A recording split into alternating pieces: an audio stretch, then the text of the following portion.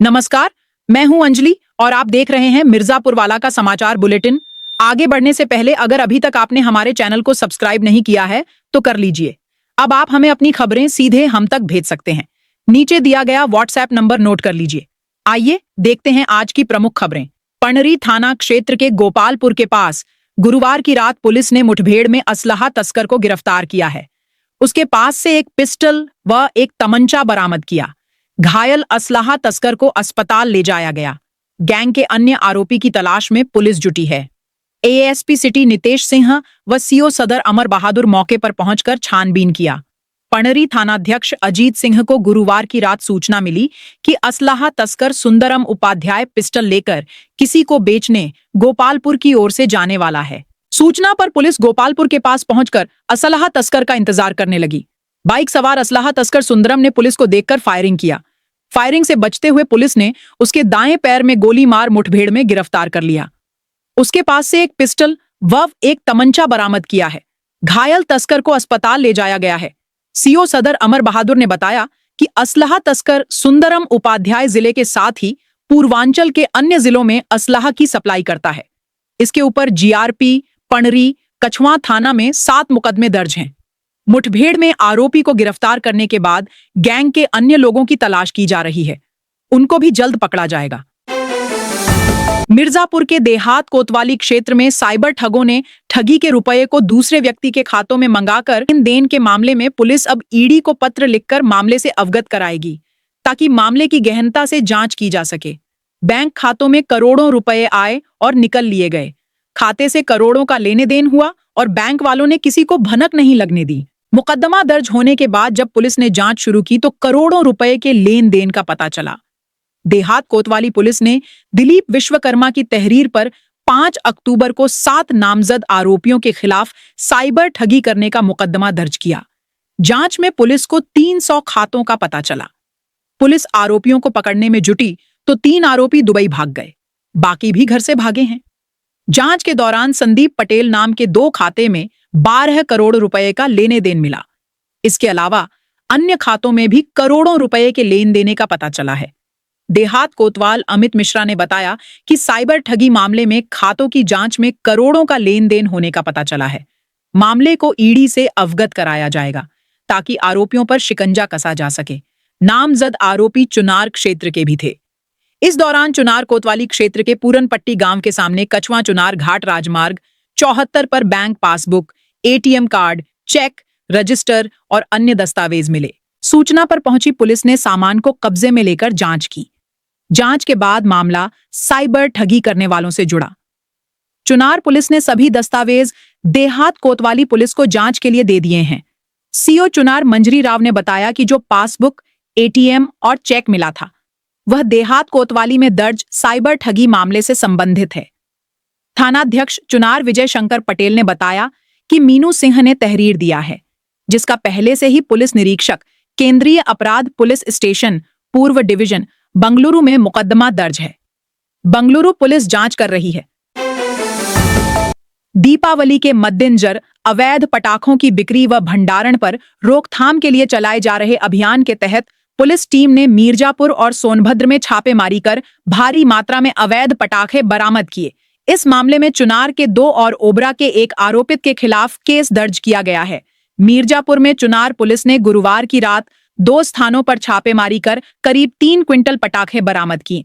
इस दौरान 2 आरोपितों के विरुद्ध विस्फोटक अधिनियम 1884 की धारा 9B के तहत प्राथमिकी दर्ज की गई। एसआई नरेंद्र यादव ने बताया कि मुखबिर की सूचना पर जमुरई चुनार मार्ग स्थित एक परचून की दुकान पर छापा मारा गया, जहां एक कमरे में भारी मात्रा में पटाखे रखे मिले।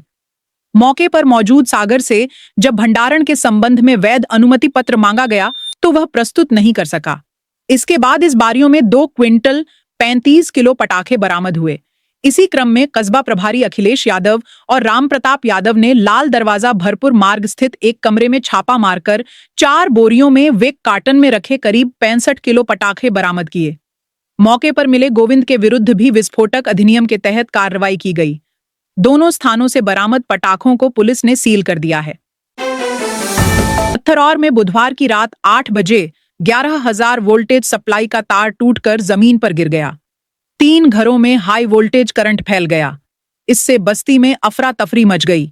हालांकि हादसे में लोग बाल बाल बच गए। दीपनगर उपकेंद्र के रामचंद्रपुर फीडर से कनेक्ट पथरौर में अनिल पटेल के घर के पीछे 11,000 वोल्टेज के सप्लाई का तार टूटकर गिरने से अनिल पटेल, डब्बू पटेल, रमेश पटेल के घरों में हाई वोल्टेज का करंट फैल गया। घर की महिलाओं को झटका लगा, तब तक बिजली कट गई, वरना भारी हादसा हो जाता। गांव निवासी अनिल पटेल ने बताया कि 4 महीने से बस्ती के पीछे पोल लगा रखा है। उसमें यदि तार की बाइंडिंग टूल्स लगा दिया गया होता तो तार भी नहीं गिरता और न ही कोई खतरा होता। अवर अभियंता राजेंद्र प्रसाद ने बताया कि तार जमीन पर गिरा गया है। लाइनमैन भेजकर आपूर्ति बहाल कराने के लिए मरम्मत का काम जारी है। रामापुर गांव के सामने गुरुवार की दोपहर तेज रफ्तार बाइक की टक्कर से साइकिल सवार छात्रा रंजना सरोज घायल हो गई। उसे अस्पताल ले जाया गया। डॉक्टरों ने उसे मृत घोषित कर दिया। जमुआरी गांव की रहने वाली 15 वर्षीय रंजना सरोज गुरुवार की दोपहर घर से कछुआ क्रिश्चियन अस्पताल दवा लेने साइकिल से जा रही थी। छात्रा रामापुर गांव के सामने पहुंची ही थी कि पीछे से आ रहे तेज रफ्तार बाइक ने टक्कर मार दिया। इससे छात्रा घायल हो गई।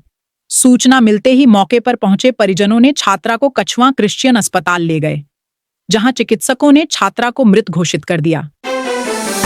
खरीफ विपणन वर्ष 2025 से 26 में मूल्य समर्थन योजना के तहत श्री अन्न, ज्वार, बाजरा व मक्का की खरीद 1 अक्टूबर से चल रही है। इसके लिए जनपद में 10 क्रय केंद्र बनाए गए हैं। शासन ने केंद्रों पर 2,500 टन बाजरा, 200 टन ज्वार व 100 टन मक्का खरीदने का लक्ष्य रखा गया है। खरीद आरंभ हुए 16 दिन बीत गए हैं, लेकिन अभी तक किसी भी क्रय केंद्र पर बोहनी तक नहीं हो सकी है। सभी क्रय केंद्रों पर सन्नाटा पसरा हुआ है। कर्मचारी क्रय केंद्र खोलकर किसानों का इंतजार कर रहे हैं। खरीफ विपणन वर्ष 2025-26 में श्री अन्न की खरीद 1 अक्टूबर से आरंभ हो गई है और 31 दिसंबर तक चलेगी। जिलाधिकारी प्रवीण कुमार गंगवार ने तहसील सदर में सदर प्रथम नवीन मंडी मीरजापुर, गौपुरा, भटखरा ब्लॉक 96, पढ़री ब्लॉक पहाड़ी और जमालपुर ब्लॉक कछुआ, लालगंज ब्लॉक में खजूरी और हलिया ब्लॉक में भटवा, पंचगव्य भवन, मजवा तहसील में कलवारी और पचोखरा ब्लॉक राजगढ़ तथा चुनार तहसील में चचेरी टर्न और नवीन मंडी अहरौरा में केंद्र बनाया गया है। जिला खाद्य विपणन अधिकारी संजीव कुमार सिंह ने बताया कि श्री अन्न की खरीद 1 अक्टूबर से आरंभ हो गई है। चुनार, जमालपुर, सीखड़ आदि क्षेत्रों में बाढ़ के कारण फसल प्रभावित हुई है। इसके चलते वर्तमान में श्री अन्न की आवक आरंभ नहीं हुई है। संबंधित क्रय प्रभारियों को निर्देश दिया गया है कि किसानों से संपर्क करके खरीद सुनिश्चित करें। अदलहाट क्षेत्र के लापता 4 बच्चों के लापता होने के मामले में पुलिस ने अपहरण का केस दर्ज कर लिया है। 3 बच्चों को मुंबई से बरामद कर लिया गया है। जिले की पुलिस पूर्वा कामायनी एक्सप्रेस से तीनों को मिर्जापुर लेकर लौट रही है। वहीं एक किशोरी के हैदराबाद में किसी परिचित के यहां पहुंचने की सूचना है। बच्चों की बरामदगी के लिए 4 टीम गठित की गई थी। पुलिस के अनुसार लापता बच्चे अपने घरवालों के संपर्क में भी हैं। बच्चों ने फोन के माध्यम से अपने घरवालों से बातचीत की है। अदलहाट के एक गांव निवासी 13 वर्षीय किशोर, उसकी 16 वर्षीय बहन और पास के ही एक दूसरे गांव का निवासी 12 वर्षीय किशोर और 15 वर्षीय किशोरी सभी अलग अलग स्कूलों में पढ़ते हैं। बीते मंगलवार सुबह स्कूल जाने के लिए घर से निकले, लेकिन स्कूल नहीं पहुंचने पर उनके घरवालों को सूचना दी। परिजनों ने पुलिस को सूचना दी। पुलिस तहरीर के आधार पर अपहरण का मुकदमा दर्ज कर जांच कर रही थी।